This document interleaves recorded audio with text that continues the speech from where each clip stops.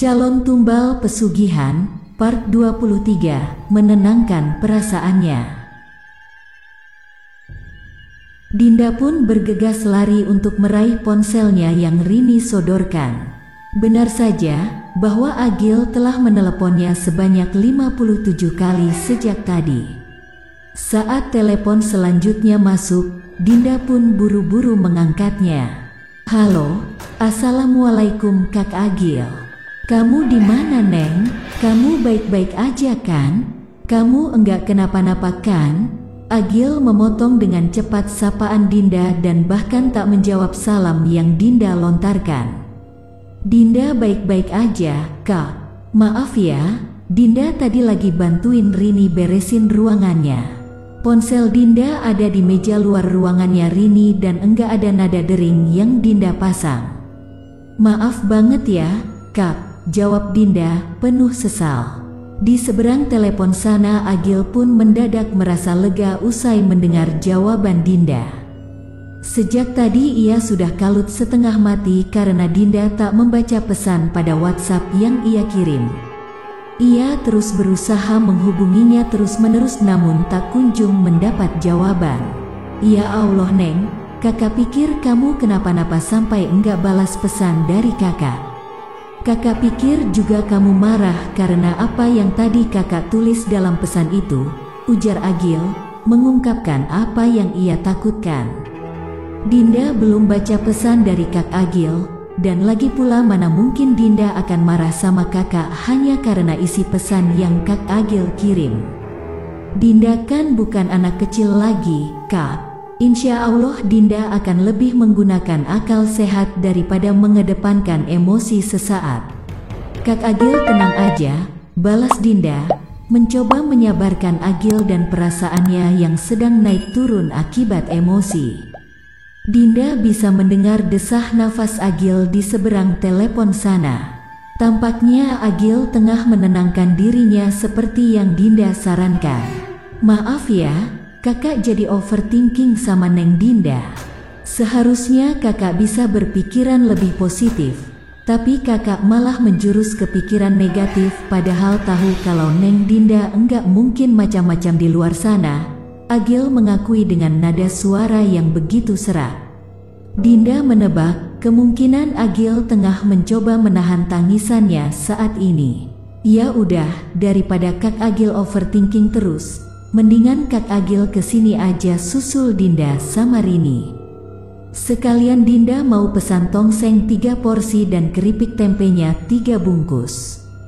Gimana, Kak Agil mau enggak?" tawar Dinda dengan manis. Agil pun segera menyeka genangan air matanya. Ia langsung berdiri dari kursi meja belajar di kamarnya saat itu.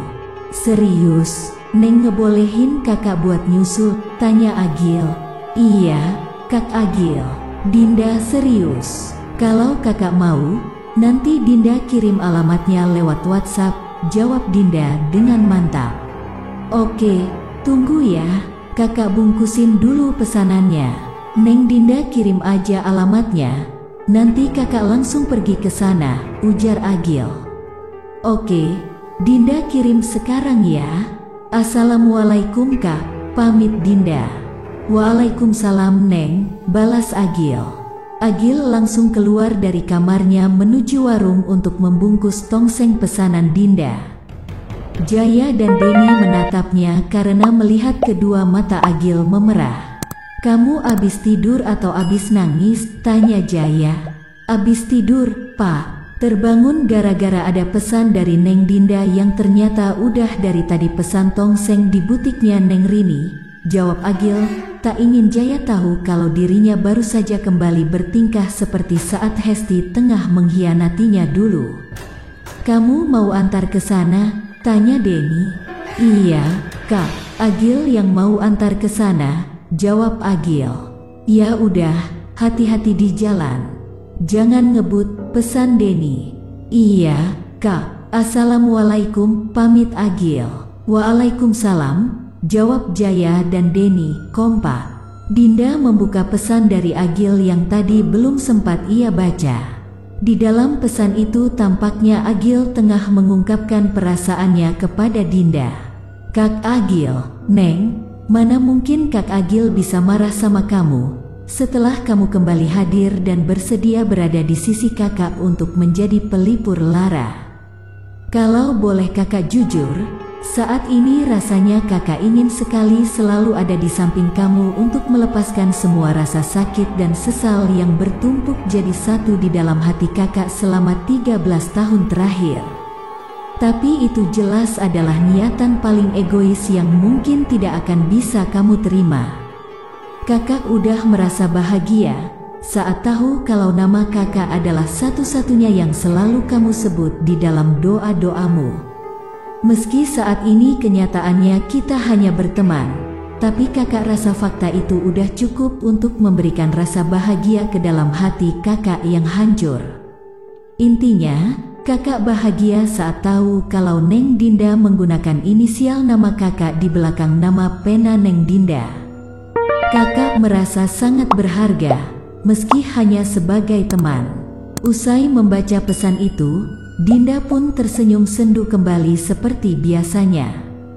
Kedua matanya berkaca-kaca, namun segera ia seka agar air mata itu tidak membajiri wajahnya. Ia akan segera bertemu dengan Agil, jadi ia tak mau membuat pria itu merasa khawatir. Perasaannya benar-benar sulit untuk ditahan, namun ia tetap harus menahannya. Agil jelas masih merasakan luka yang teramat dalam, dan yang Dinda tahu, dirinya bukanlah yang Agil inginkan. Akan lebih baik jika tetap seperti ini. Bahkan dulu juga mungkin sebaiknya tetap seperti saat ini, agar aku tidak merasakan bagaimana sakitnya kehilangan dirimu, batin Dinda. Dinda sudah menunggu di pinggir jalan sambil memayungi wajahnya dengan tangan kiri agar tak silau oleh terpaan cahaya matahari yang begitu menyengat. Ia sedang menunggu kedatangan Agil saat itu. Sudah 20 menit berlalu sejak ia mengirimkan alamat pada WhatsApp milik pria tersebut, namun belum juga ada tanda-tanda bahwa pria itu akan datang. "Din, Kak Agil jadi datang?" tanya Rini dari ambang pintu butiknya. "Ini lagi gue tungguin, Rin." "Sabar ya," pinta Dinda. Dinda pun kembali menatap ke arah jalan raya. Dulu ia pernah menunggu Agil melintas dengan motornya seperti yang saat ini tengah ia lakukan. Namun dulu, Dinda harus menerima kenyataan bahwa Agil akan selalu melintas di hadapannya sambil membawa Hesti di jok belakang motornya. Dinda masih ingat kenangan itu dan tampaknya semua itu akan selalu melekat dalam ingatannya. Lamunannya tentang masa lalu seketika berakhir ketika sadar kalau ia sedang menunggu kedatangan Agil. Tak lama kemudian, akhirnya ia melihat sosok Agil yang sedang melaju dengan sepeda motornya ke arah tempat Dinda berdiri. Namun kali ini tak ada siapapun di jok belakang motor pria tersebut. "Parkir di sini, Kak," Dinda mengarahkan. Agil mengikuti arahan Dinda dan membawa sepeda motornya di bawah naungan kanopi di samping butik milik Rini. Setelah Agil berhasil parkir di samping butik itu, ia segera membuka helm dan menyimpannya pada kaitan di belakang jok. Pria itu tersenyum ke arah Dinda dan senyumannya benar-benar mampu membuat kesedihan di dalam hati Dinda mendadak lenyap. "Kenapa enggak nunggu di dalam aja, Neng? Ini cuacanya lagi panas banget, nanti Neng Dinda sakit kalau berjemur kayak tadi." Agil terlihat sangat khawatir dengan kondisi Dinda. Dinda tersenyum santai. Dinda enggak mau Kak Agil nyasar, makanya Dinda tungguin di pinggir jalan. "Yuk, kita masuk ke dalam," ajak Dinda sambil meraih tangan Agil dan menggandengnya menuju ke dalam butik milik Rini. Rini tersenyum saat melihat kedatangan Agil dan menyambutnya dengan ramah. "Gimana Kak, susah enggak nyarinya?" tanya Rini. "Nyari alamat? Enggak susah sama sekali kok. Kakak udah sering lewat sini sejak dulu buat antar pesanan," jawab Agil. Bukan alamat yang aku maksud, tapi kepastian, bisik Rini sambil melirik ke arah Dinda yang tengah sibuk membuka plastik bungkusan tongseng. Agil pun akhirnya hanya bisa mengulum senyum dengan wajah memerah saat tahu apa maksud sebenarnya dari pertanyaan Rini. Rini meninggalkan Agil dan Dinda berdua di depan, tepatnya di meja karyawan yang masih kosong untuk makan bersama, sementara dirinya kembali ke dalam ruangan untuk makan sambil membereskan barang-barang. "Ayo, Kak Agil makan juga sama-sama Dinda," ajak Dinda, seraya menyodorkan piring berisi nasi serta mangkuk berisi tongseng. "Loh, kok jadi kakak ikut makan?" tanya Agil dengan ekspresi terkejut.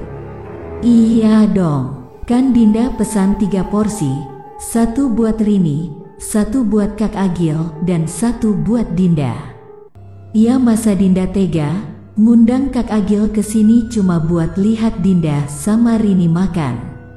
Makanya Kak Agil harus ikut makan. Ayo, anggap aja kita lagi piknik dan harus makan bersama," bujuk Dinda. Agil pun tertawa pelan sambil menggeleng-gelengkan kepalanya. Ia menatap Dinda yang memang tak pernah sedikit pun berubah sejak pertama ia mengenalnya. Dinda selalu peduli pada orang lain, Dinda selalu ada untuk orang lain, dan bahkan Dinda yang selalu pengertian terhadap orang lain. Semua itu benar-benar masih sama, dan Agil seakan masih berada di waktu yang sama dengan yang dulu saat masih remaja. "Kak, keberatan enggak kalau kita makan sambil ngobrol?" tanya Dinda, yang sudah mulai menikmati enaknya kuah tongseng. "Kakak enggak keberatan kok. Memangnya, Neng Dinda mau ngobrolin apa?" tanya Agil sambil ikut makan bersama Dinda. Tapi, Dinda mau Kak Agil jujur setiap kali Dinda bertanya.